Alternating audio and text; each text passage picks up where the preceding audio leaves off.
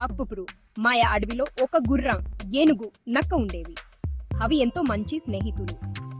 ఒకరోజు అవి అద్భుతమైన ఫుడ్ ఫెస్టివల్ చేసుకోవాలని నిర్ణయించుకున్నాయి. ముందుగా గుర్రం, నేను తాజా పళ్ళరు ఆకుకూరలు తెస్తాను.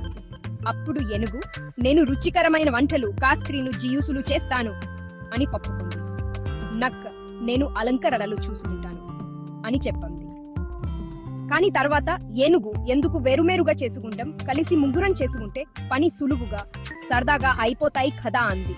దానికి గుర్రం ఒప్పుకుంది. కానీ నక్క వినిపించుకోలేదు. పండుగ చేసుకుందామనుకున్న రోజు గుర్రం, ఏనుగు కలిసి అవి అనుకున్న పనులు రెండు త్వరగా ముగించుకున్నాయి. కానీ నక్క ఒంటరిగా సరదాగా చేసుకుందామనుకుని తన పని పూర్తి చేయలేకపోయింది. గుర్రం, ఏనుగు ఆహారం రుచికరంగా చేశాయి, కానీ నక్క అలంకరణలు పూర్తి చేయలేకపోయింది. చివరికి నక్క గ్రహించింది, కలిసి చేసుకుని ఉంటే తన పని కూడా పూర్తి అయ్యేది కదా అని. బ్రేక్ టైం ఈ కథ మనకు నేర్పించేది ఏంటంటే, స్నేహితులతో కలిసి ఒకరికి ఒకరు సాయం చేసుకుంటూ పని చేస్తే అంతా ఆనందంగా, సరదాగా ఉంటుంది. జట్టుగా పని చేస్తే పనులు తక్కువ శ్రమతో సులువుగా, సరదాగా నెరవేరుతాయని గ్రహించండి.